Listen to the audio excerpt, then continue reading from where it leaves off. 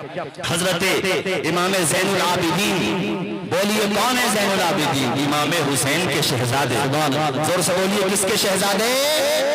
امام علی بن حسین، جن کا لقب ہے زین العابدین۔ جب آپ کا وصال ہو گیا اور آپ کو غسال نے نہلایا تو آپ کی پشت اطہر پر وزن اٹھانے کے نشانات دیکھے گئے۔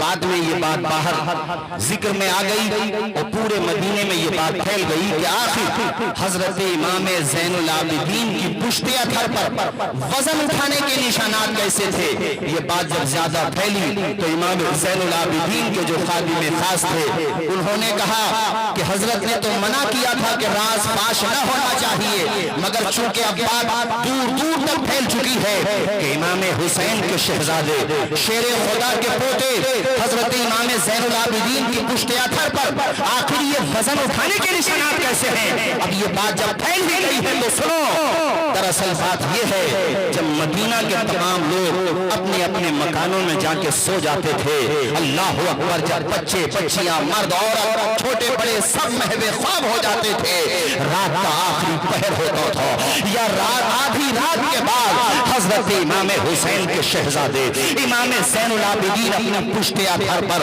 راشن کٹ یعنی راشن کو پیک کر کے، کھانے پینے کا سامان پیک کر کے اپنی پشت اطہر پہ لے جاتے اور ان کے گھروں کی چوکھٹ پہ رکھ کے آ جاتے تھے۔ صبح کو جب وہ گھر والے اٹھتے تھے حیرت کی انتہا نہیں رہتی تھی، آخر کون ہے جو رات کے اندھیرے میں ہماری مدد کر کے چلا گیا۔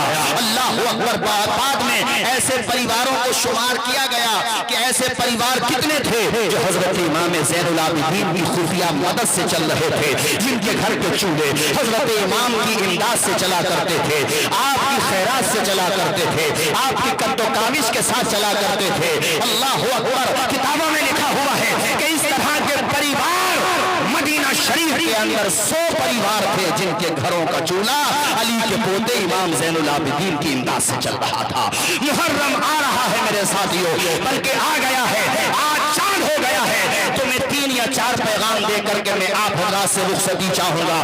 نمبر 1 پہ زیادہ سے زیادہ صدقہ و خیرات کرو، اپنے غریب بھائیوں کے کام آؤ۔ کوئی تمہارے قریب میں رہتا ہے، اسکول کی فیس جمع نہیں ہوئی ہے، اس کی فیس جمع کر دو۔ تمہارے قریب میں غریب بہن بیٹیاں ہیں، شادی نہیں ہو پا رہی ہے، ان کی شادی میں تعاون کرو۔ میں انجمن امین البرکات، انجمن غلامان برکات اور انجمن شاہ برکات اور یہ جو انجمن خدمت ملت ہے، ان تمام حضرات سے کہوں گا ماشاءاللہ بڑا اچھا کام کرتے ہو، ہر موقع پر قوم کی آواز بھی بنتے ہو، ہر طریقے سے کام کرتے ہو، لیکن ماہ محرم میں زیادہ سے زیادہ یہ کام بھی کرو۔ ارے کسی غریب کے لبوں پہ مسکراہٹوں کے گلاب تم نے کھلا دیے، کربلا میں امام علی مقام کی روح پاک خوش ہو جائے گی۔ اور دوسرا کام یہ ہے کہ کم از کم 10 دن میں یعنی پہلی محرم سے لے کے 10ویں محرم تک کم از کم ایک ختم قرآن پاک پڑھ لو، روزانہ 3 پارے پڑھ لو۔ وہ ختم قرآن جب ہو جائے شیرنی رکھ کے ایصال ثواب کر دو، اور یہ خراج عقیدت امام علی مقام کی بارگاہ میں اور ان کے رفقا کی بارگاہ میں پیش کر دو۔ نمبر 3 پہ آپ حضرات سے کہوں گا اور اس پہ آپ خاص طور پہ توجہ دیں، دیکھو بیہودہ رسومات میں، بدعات و خرافات میں ہرگز نہ پڑیں، امام علی مقام کا منہج اپنائیں اور یہ سوچیں کہ فاطمہ کے بیٹے نے اس قدر زخم کھانے کے باوجود بھی سجدہ نہیں چھوڑا تھا۔ ہم کیسے حسینی ہیں کہ شب عاشورہ میں بھی اور عاشورے کے دن بھی ہم مسجدوں کا رخ نہیں کرتے۔ ہماری محبت تبھی مکمل ہوگی جب 5 وقتہ نمازی بن جائیں گے۔ ارے میں تو یہ کہتا ہوں 5 وقتہ نمازیں تو پڑھنا ہی ہے، مگر کم از کم ماہ محرم میں تہجد کے سجدے بھی کرنے لگے۔ جب ماہ محرم میں کرنے لگیں گے تو انشاءاللہ باقی کے مہینوں میں بھی کرنے لگیں گے انشاءاللہ۔ امام کی محبت اپنے دل میں بسائیں، امام سے پیار کریں۔ اور میرے ساتھیوں نمبر 4 پہ آپ حضرات سے یہ بات کہوں گا، اور یہ بات آپ سے اس لیے کہوں گا کہ گھر پہ جا کر آخری بات ہے پھر میں گفتگو ختم کرتا ہوں، گھر پہ جا کے اپنی بہن بیٹیوں کو یہ پیغام دے دیں، اور ہماری جو بہنیں بیٹیاں مائیں یہاں پر موجود ہیں وہ بھی اس بات کو سنیں۔ حضرت تشریف فرمائے ماشاءاللہ، پورے بھارت میں جاتے ہیں، بلکہ ادر کنٹریز بھی جاتے ہیں ماشاءاللہ، ادر کنٹری بھی جاتے ہیں۔ راجکوٹ میں، جام نگر میں اور گجرات کے دیگر خطوں میں میرے استاذ گرامی حضرت مفتی زاہد علی سلامی صاحب قبلہ تعالی اللہ عمرہ وزید مجد حضرت کا بھی ادھر کافی دورہ ہوتا ہے. ادھر میں نے ایک بات دیکھی, تب میں نے سوچا کہ ہم اپنے سنبھل میں بتائیں گے, دیگر جگہوں پہ بھی بتائیں گے کہ ماہ محرم میں وہاں کی عورتیں ایک پریوار کی, پورے محلے کی یا کم از کم ایک گھر کی, ایک ساتھ جمع ہو کر کے اللہ کی توفیق سے تسبیح فاطمہ کا ورد کرتی ہیں. بولو سبحان اللہ.